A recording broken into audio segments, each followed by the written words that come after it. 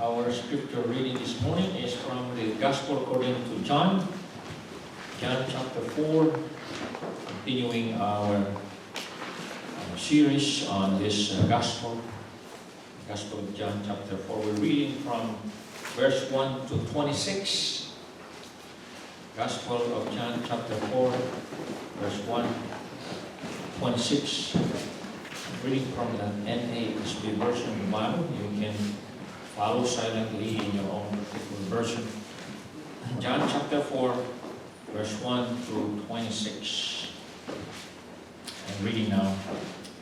Therefore, when the Lord knew that the Pharisees had heard that Jesus was making and baptizing more disciples than John, although Jesus himself was not baptizing, but his disciples were, he left Judea and went away again into Galilee. And he had to pass through Samaria. So he came to a city of Samaria called Sychar, near the parcel of ground that Jacob gave to his son Joseph. And Jacob's well was there. So Jesus, being wearied from his journey, was sitting thus by the well. It was around the 6th hour. There came a woman of Samaria to draw water. Jesus said to her, "Give me a drink." For his disciples had gone away into the city to buy food. Therefore the Samaritan woman said to him, "How is it that you, being a Jew, ask me for a drink, since I am a Samaritan woman?" For Jews had no dealings with Samaritans.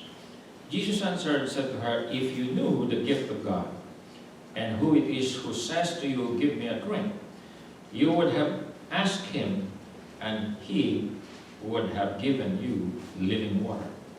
She said to him, "Sir, you have nothing to draw with, and the well is deep. Where then do you get that living water?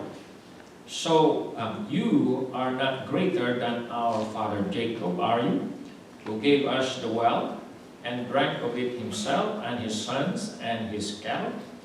Jesus answered and said to her, "Everyone who drinks of this water will thirst again.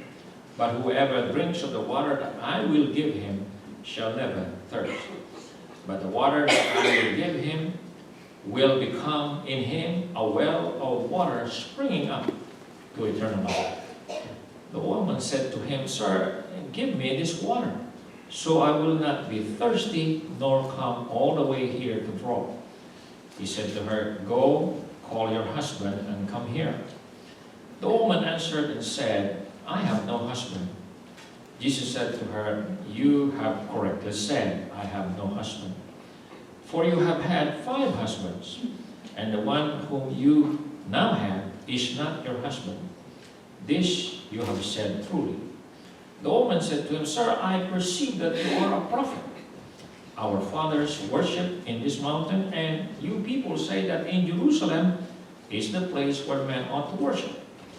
Jesus said to her, "Woman, believe me, an hour is coming when neither in this mountain nor in Jerusalem will you worship the Father. You worship what you do not know. We worship what we know, for salvation is from the Jews. But an hour is coming, and now is, when the true worshippers will worship the Father in spirit and in truth. For such people the Father seeks to be his worshippers. God is spirit, and those who worship him must worship in spirit and truth." The woman said to him, "I know that Messiah is coming, he who is called Christ. When that one comes, he will declare all things to us." Jesus said to her, "I who speaks to you am he." May the Lord bless the reading of his words. All be said. Father in heaven, we thank you once again for the time that we have to look into your words. We pray that you will come down through the Holy Spirit to empower this poor man, Lord, and let thy honor carry him, Lord God, that we may hear you speaking to us, that we may see thy glory, and humble us so that in the time appointed, the hour that Jesus said, we may be glorified with you.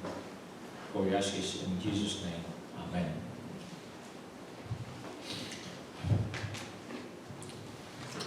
back to our Gospel of John. And this morning we begin with chapter 4 in this Gospel that John wrote for the whole world to see and hear. We have entitled this message, "The Trip That Outlines the Will of God." Some people, you'll hear this often when people will say, you need to know the will of God. You need to know the will of God. You need to follow the will of God. And some people say, what is the will of God? And of course, that is a broad subject. In fact, we can all say that this book is the will of God. That's a lot. In fact, if you start from the very beginning of Genesis, there was outlined the will of God to the first couple, Adam and Eve. God has a will for them, right there. And today, God still has a will. And the question for us is, do you know the will of God for you? And that is a question that you and I need to answer for ourselves. And it covers our entire life here on this earth. We're going to look into three things on this section of the story of this Samaritan woman. It actually goes all the way to verse 43. We'll break off to another section. And first we look into the trip to do God's will. There's verse 1 to 6. And then we have the teaching of God's will, verse 7 to 14. And then we have the transforming power of God's will, verse 15 to 43. This morning we'll look into the first section of this message, the trip or the journey to do God's will. We can say that if you look at to the life of Jesus, we can say that all about Jesus is the will of God. If you have a hard time finding or knowing the will of God, just look at the life of Jesus, because his entire life is the will of God. From the prophecy about him coming into this world, his conception, his birth, and his growth, and when he finally embarked into 3 years of journey around the promised land, doing the will of God. The whole facet until his death and resurrection is wrapped up in the will of God. So if you have a little difficult to knowing the will of God, just examine the life of Jesus and you will know the will of God. And here this morning we'll talk first the trip or the journey to do God's will. Verse 1 to 6. Somebody said that life on earth is like going on a trip. Life on earth is a journey. I heard my old-time buddy a long time ago in the Navy, I don't know where he picked it up, but it sounds nice. He said that life is a journey from the cradle to the grave. You probably heard of that. I don't know what's the origin of that statement, but it sounds nice. And so I also memorized it. Life on earth is like going on a trip, on a journey. Some have long trip, some have short trip, and some did not even have the chance to start their trip outside of the mother's womb. I read on the internet the other day that they have discovered from the from the house of this doctor. There was this doctor in Indiana who passed away, and so his family members check everything in his house, see what they can find, and guess what? One of the things they found: more than 2,000 aborted babies. 2,200 something aborted babies were discovered in his house.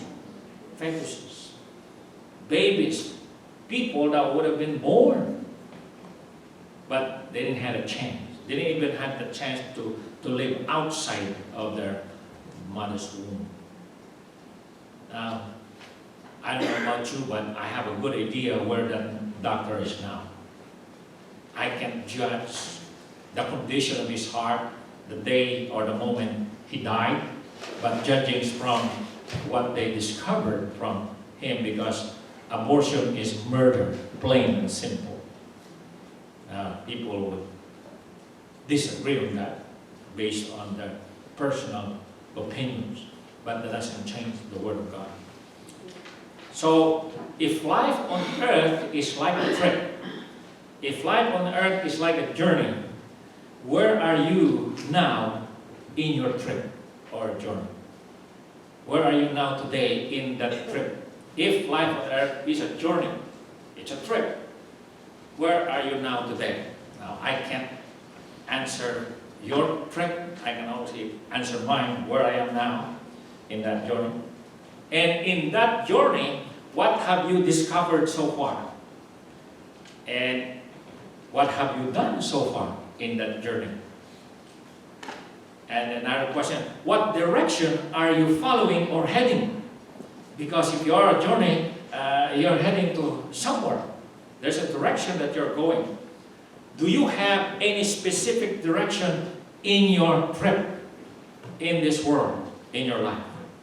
Or are you just like wandering in the desert of Lot? You know, some people, to them life is just, well, I wish you luck. I wish you will prosper. Some people are like that. Are you just like one of those who are wandering in the desert of luck? Or like floating in the ocean of time and coincidences, hoping that you will land in a happy ending? A lot of people are like that. They're just floating in this world of time and coincidences, hoping that the end will be a happy one. Happy ending. Or do you have a specific aim that you know for certain, for sure, that the road you are following is the right one? The one that would lead you to your destination. And for us Christians, if you are a Christian, we only have one destination that we aim. And that we call that eternal life. Do you have that? Are you following that road? Because that's why we are Christians. We're different. If you're a Christian, you know where you're heading. When someone asks you, do you know where you're going? You know where you're going, if you're a Christian. True Christian. Because there are many people who claim to be Christian, but they don't know where they're heading. They're still not sure where they're heading. In other words, those Christians still need to know, if they are truly Christians, the truth about this book. You see, you need to be sure, because this is a one-way trip. You and I have in this world is a one-way trip according to this Bible. Hebrews made it clear, chapter 9, verse 27, when you see, after this life, what? Comes the judgment. There's no second trip like many of the Buddhists and Hindus would believe. There is a reincarnation. In other words, you make another trip again. When you die, you come back again. And then when you die again, you come back again. You might come back as a snake, or a rat, or maybe a celebrity. That's what they believe. Life is a never-ending reincarnation. So you ask them how many times they've been around. They can't tell. Because if they were once a snake, now they're human. They might come back a rat next time. So we don't have that kind of belief. And that is just man's own imagination. The Bible is clear, you only make one trip. And you better make sure that you are following the right road. That your journey is a sure one. Because there's no second time around. We can also say that life is a series of many trips. Yeah, there's one big long trip, but it's within that big long journey of life, there are a series of trips. I used to live in the province, in that world, in that environment. But later on, when I was 12, I moved to the city of Manila as a different world entirely. Then when I was 18, I moved to join in the Navy, and I'm here. Ooh, it's another different world. A series of trips. And most important thing is that regardless, you've got to make sure that you're following the right road. And Jesus says He is the way. If you are aiming to be with God someday, there is no other way but Jesus is the way. So the next thing is, we look into this story that Jesus and this Samaritan woman that we read, this encounter, this happened on a trip. Jesus went on a trip, it says here, from Judea, he's going back to Galilee. That's from the south, going up north. And he's going to make this trip. Now, this is an ordinary special trip. What? An ordinary special trip. How can it be ordinary and then special at the same time? Well, you know that these things can happen simultaneously. Well, it is an ordinary trip because he traveled this road many times before. In fact, the story says that, when Jesus was 12 years old, his family went to Jerusalem. They live up north. So this is something that Jesus no doubt has done many times in his life. So it's just an ordinary trip. But this is a special trip because in this trip, he will change the lives and destiny of many people in this trip.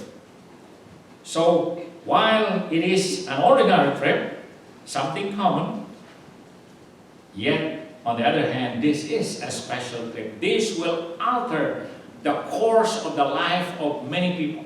In fact, it will change the destiny of many people, this particular trip. I'd like to ask you this question. Do you know that you can make your life, your trip on this earth, special? Not just to you, but others around you. You look at people, we just go through this world, we go through this life. Every day we wake up, every day we go to sleep, every day we wake up again. It's like a routine thing, it's like an ordinary thing that happens to us regularly. But within that ordinary life, that life can become special. That life can become special. In other words, you can make your life, your trip, like Jesus did in this world. You can make it special by doing the will of God. That would make your life, your trip in this world special if you're living a life according to the will of God. Because you look at everyday thing, well, not much is happening. It's still the same old, same old. But in the scheme of things, in the planning of God, things can happen every day in your life that can alter the life of other people if you live a life according to the will of God. God can use you in such a way that will touch people's lives. So a day is not just going to be an ordinary day. It can become a special day if you do it according to the will of God. This trip of Jesus is not, while in the surface it's ordinary, it is also a special trip. So, our question this morning is, what have you done this week that made the life of others a blessed experience because they came in contact with you? See, this woman at the well, she came in contact with Jesus that day. And her life was never the same again. In fact, it was not only her life that was changed, it changed the lives of many people in that town in that village by this one encounter. So there are people out there this past week. The question is, what have they experienced because they made contact with you? Their life was no longer an ordinary day that day because they came in contact with you. That's the way we should live our life. That's the way we should live our life as Christians. While on the surface it's ordinary, but if God is going to do something in your life, if you submit your life to the will of God, that life, that day, that hour, that seems ordinary, can become a real blessing to people, like what happened to this woman, because Jesus went on that trip. I like to have that kind of journey where when I encounter people, they will experience something unique. And I have a close buddy, a pastor friend of mine, and he said that he went to this store one day to look at something he could buy. And when he made his payment, the guy took the money and did it all for the merchandise. And he said, "Why are you doing that?" "Well, you are the first buyer. And I want your money to touch all my merchandise so that all of them can be sold." You know, he has this superstitious belief. So the man wants to be blessed. So my pastor friend said, "You want your store, your merchandise to be blessed? Can I pray for you?" I said, yeah. So he prayed for him. You know, that's an act of witness. Because he's hoping that there's something in that piece of paper called money that could bless his merchandise. That's just someone's idea. Oh, but the real thing is that it's God that brings the blessing. Amen. And you know, he's a pastor, and he did the right thing. That's a kind of witness. He touched that person's life that day. He led him to the truth, because his idea of blessing his merchandise, that's not, I don't care if it's $1,000. No, there's no $1,000. There's 1,000 pesos. I don't care if it's dollar or peso. It's not going to do one thing to bless those merchandise. But if you know the truth, you can be a blessing to people once they make contact with you. That's what happened to this woman. As soon as she made contact with Jesus, her life began to change. Would you like to be somebody like that? That's what my brother, my friend says. You know, every day when I go out, I'd like to be a blessing to somebody. Wow. That's the way we should live a life. In this journey called life, that's the way we should make our life, a daily life, an ordinary, but a special one. A special one. There's a man who just walked in. His trip here is a special one. Kuya, welcome back. See? So here is, on the surface, is an ordinary trip. Oh, but that trip changed the world, changed the destiny of people that day. Wow! I'd like to have that. We have a trip coming up. Pastor Jin and his company going to make a trip to the. Guess how many people will be touched by that trip? Don't you like to be in this company? But I think you already got the ticket. Maybe you just follow. But you can be a part of that trip if you pray for them, if you contribute to the effort of touching lives of people out there. Wow. Then we have the necessity of this trip. The necessity of this trip. Verse 3 and 4. He left Judea and went away again into Galilee, and he had to pass through Samaria. There's something necessary on this trip. Because as they noted, if you're from the south, if you want to go up north to Galilee, you have three choices which route you're going to take. You can take the scenic coastline, going up along the coast, or you can take the Berean The Perean route across the Jordan River, that's a long route. Or you can take this trip that Jesus took, a shortcut trip.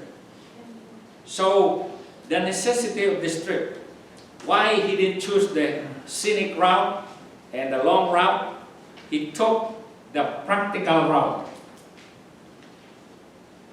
There's a practical necessity why he chose this route.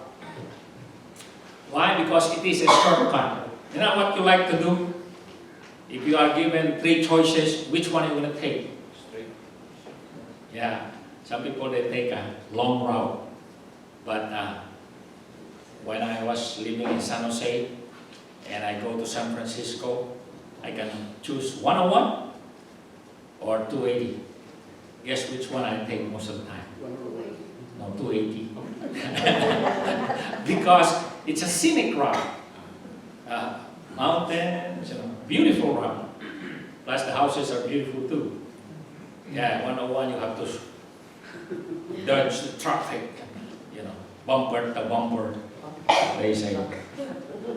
So Jesus took this route. This is a practical necessity because it is a shortcut from the south going to Galilee. Most Jews, however, would avoid this route because it's going to pass through Samaria, place they don't like to pass through. Are there things in your life you don't like to pass through?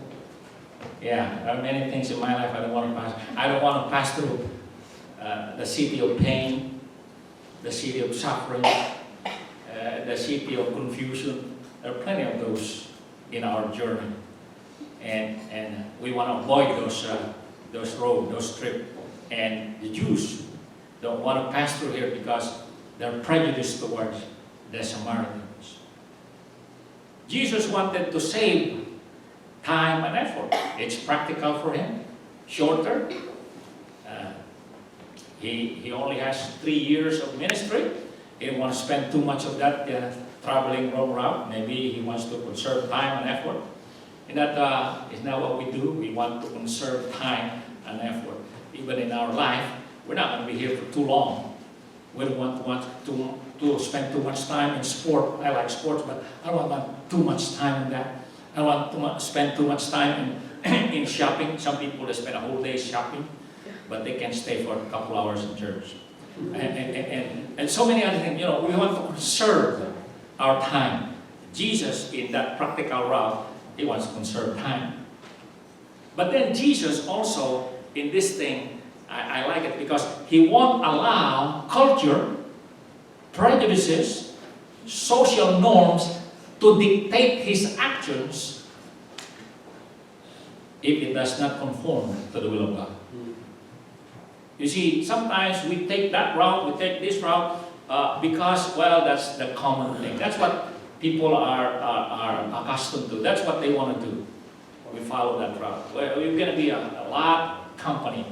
Here, there's only sad story. There's not that many people. We want to be in the crowd, so to speak.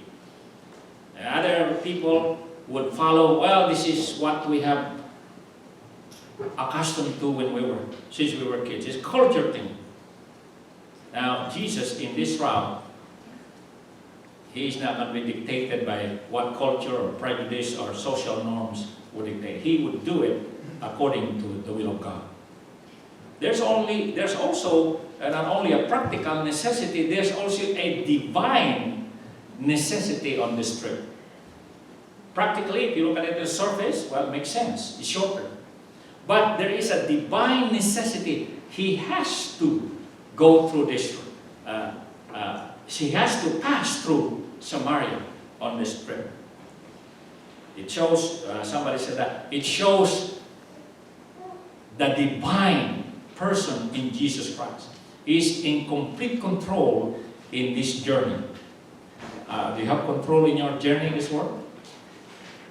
Well, if we have control, we would all be happy and no troubles at all. The thing is, you and I don't have control in our journey in this world. But God has complete control. In this journey, you could see that Jesus has complete control of the details of the story.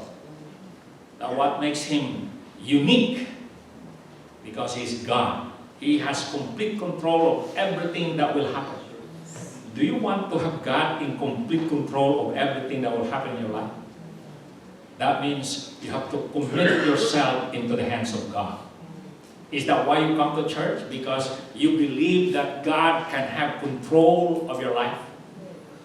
In fact, that's what one of those tract that I was shooting to me when I was in the Navy by this officer, Commander John. You see, if you live a carnal life, in other words, you claim to be a Christian, but you live like the rest of the world, he said, you have no control of your life. Because while you accept that God is your Lord and Savior, but you don't let God control your life. You still the one being controlled. That is a carnal man. And guess how many people come to church like that? Oh, they come to church because they believe in God. They come to worship, but when they go out there, they run their own life. God has no part in their plan. God has no part in their ambition. God has no part in what they would like to accomplish. It's all about mine. That means you only want to go to heaven, but the rest, it's all about you. Well, I'm glad that was shown to me early when I was only 21 years old. That means I have plenty of years ahead to get myself right. And thank God. And I believe that that was also that moment, that day when that guy, of all the people in that room, he zeroed in on me and talked to me on the side. I think that was a divine appointment. Because it's changed my life. Have you had that kind of experience also? Where that moment in time changed your life. That's what, and this is the divine necessity of this trip. He has to go through Samaria. See, while on the surface, in the eyes of men, if you read this trip was just practical, ordinary trip. Oh, but in the eyes and the plan of God, this trip is of divine necessity. It must happen. This trip has to be done. Why? Because this trip was planned in heaven. This is not just a coincidence. This trip was planned by God. This trip was of divine origin. In other words, God, Jesus, and the Holy Spirit purposed this trip. All you have to do is read the rest of the story. Oh, but while it was taking place, on the surface, it was just another trip. What's unique about that? Jesus do that all the time. You know that coming to church could be just an ordinary Sunday. Another thing that we always do. Oh, but you know, you can make this visit